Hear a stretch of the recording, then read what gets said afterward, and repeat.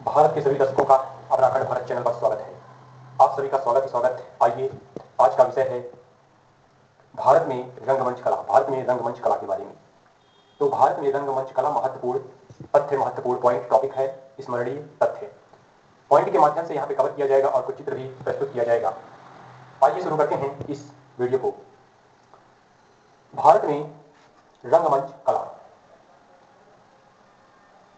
इस प्रकार से प्रस्तुत है। पॉइंट: भारत में रंगमंच की जड़ें अत्यंत प्राचीन एवं गहरी हैं। ऐसी हैं, अत्यंत प्राचीन एवं गहरी हैं। भारत में रंगमंच की जो जड़ें हैं अत्यंत प्राचीन एवं गहरी हैं। ऋग्वेद में यम, यमी, तो यहाँ पर ऋग्वेद में यम, यमी, पुरुरवा, उर्वशी, अगस्त्य, लोपामुद्रा और यहाँ पर इंद्र, आदित्यानी आदि अनेक संवाद मूलक सूक्त मिलते हैं जो किसी न किसी प्रकार के नाटकीय संयोजन का आभास देते हैं। पॉइंट: छत्तीसगढ़ के सरगुजा, तो यहाँ पे छत्तीसगढ़ के सरगुजा दिया गया है। जिला है, एक प्रकार का जिला है सरगुजा जिला। कहाँ पड़ता है? छत्तीसगढ़ में। छत्तीसगढ़ में सरगुजा जिले में रामगिरी की पहाड़ियों पर स्थित सीतावेंगा एक यहाँ पर सीतावेंगा एवं जोगीमारा गुफाओं में रंगशालाओं के चित्र मिलने से यह अनुमान लगाया जाता है कि यहाँ प्राचीन काल में नाटक खेले जाते थे। ये रहा छत्तीसगढ़ के सरगुजा जिले में जो क्षेत्र आता है उसी के बारे में बताया गया। पॉइंट: संस्कृत रंगमंच के विकसित स्वरूप का उल्लेख भारत मुनि के नाट्य शास्त्र में मिलता है। किसके? भारत मुनि के। तो यहाँ पे भरत मुनि के नाट्य शास्त्र में मिलता है। संस्कृत रंगमंच के विकसित स्वरूप का उल्लेख भरत मुनि के नाट्य शास्त्र में मिलता है। पॉइंट: संस्कृत नाटकों, तो यहाँ पे संस्कृत नाटकों के आख्यान प्रायः है किसी प्रसिद्ध कृति से लिए जाते थे। पॉइंट: कालिदास ने 3 प्रसिद्ध नाटकों यानी मालविकाग्नि मित्रम, अगला है विक्रमोर्वशीयम, अगला है, तीसरा है अभिज्ञान शाकुंतलम की रचना की। किसने की? महाकवि कालिदास ने की। इनकी ये 3 प्रसिद्ध नाटक रचना बताया गया। आगे पॉइंट: भारतीय रंगमंच की दूसरी परंपरा लोक रंगमंच की है। पॉइंट: लोक मंच जन साधारण, विशेष रूप से ग्रामीण जनता के दैनिक जीवन का एक महत्वपूर्ण अंग रहा है। स्टॉप। पॉइंट: लोक रंग मंच में कोई शास्त्र सम्मत अनुशासन नहीं होता। पॉइंट: औपनिवेशिक काल के रंगमंच में तात्कालिक यथार्थवादी दृष्टिकोण तथा सजीव एवं प्राकृतिक प्रस्तुतिकरण पर बल दिया गया है। पॉइंट: 1870 के बाद से रंगमंच टिकट रूप में लोकप्रिय हुआ है। 1870 के दशक से रंगमंच टिकट रूप में लोकप्रिय हुआ है, जो लोग टिकट लेकर के इन रंगमंचों को देखते हैं। आगे सन 1853 में पारसी नाटक मंडली द्वारा मंचित रुस्तम, जाबुली और सोहराब नामक नाटक का संचालन गुस्ताद जी दलाल एवं समर्थन दादा भाई नौरोजी द्वारा किया गया था। तो ये रहा यहाँ पे 1853 के अंतर्गत पॉइंट।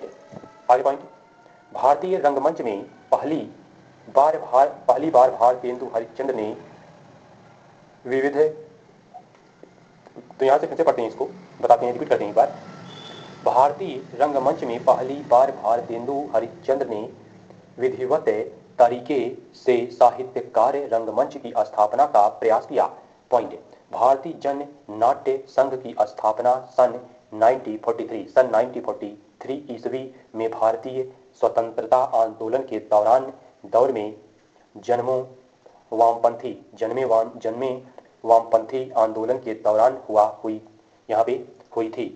तो ये हो गया पॉइंट। अगला पॉइंट, आम आदमी की भावनाओं, दिन प्रतिदिन की दिक्कतों, सामाजिक विडंबनाओं, राजनीतिक कुचक्रों और जीवन के विविध रंग रूपों को अभिव्यक्त करने के लिए नुक्कड़ नाटक एक विकल्प के रूप में आए। पॉइंट, मृक्ष यहाँ पे बता दें, मृच्छकटिकम में एक ब्राह्मण व्यापारी और एक धनी गणिका की प्रेम गाथा का वर्णन है। पॉइंट, भारत में कठपुतली द्वारा कहानी कहने की अत्यंत प्राचीन परंपरा रही है, जिसमें लकड़ी की गुड़ियों द्वारा जीवन के प्रसंगों, लोक कथाओं, धार्मिक पौराणिक आख्यानों का प्रदर्शन किया जाता है।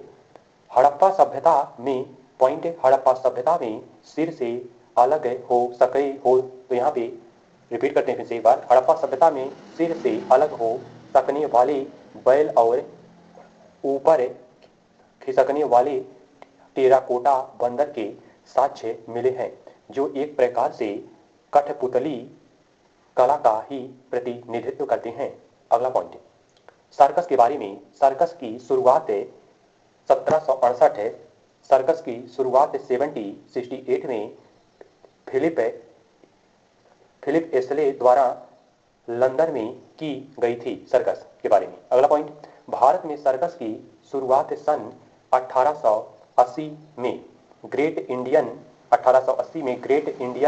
सर्कस की स्थापना से मानी जाती है भारत में सर्कस।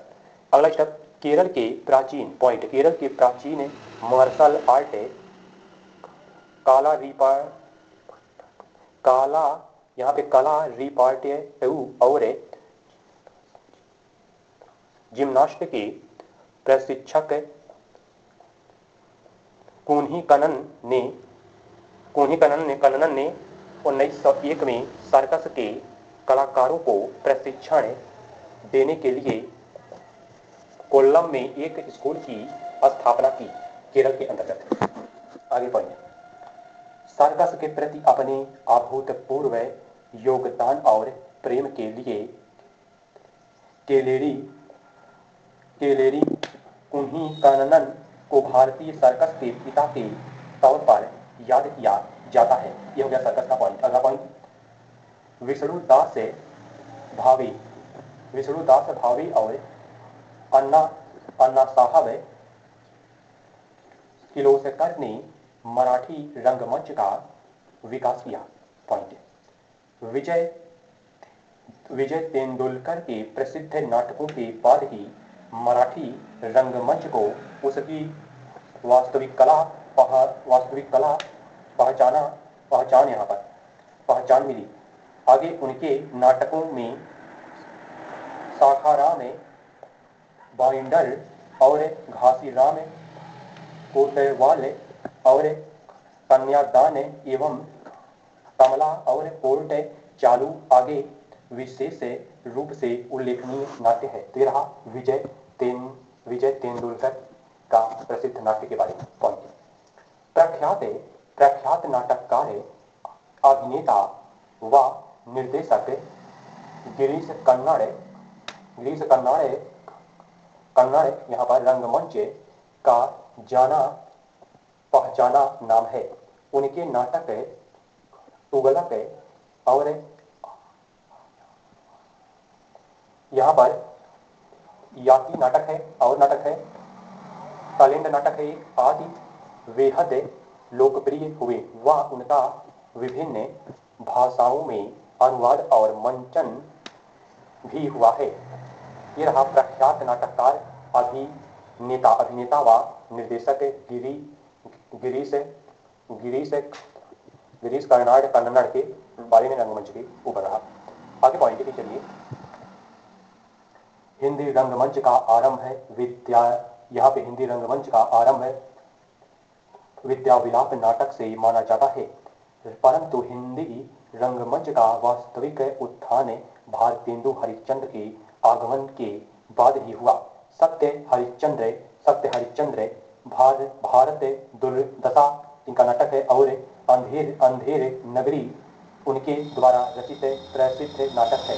इसके द्वारा भारतेंदु द्वारा सत्य हरिश्चंद्र जो है इनका नाम, सत्य हरिश्चंद्र, भारतेंदु हरिश्चंद्र का नाम हो गया।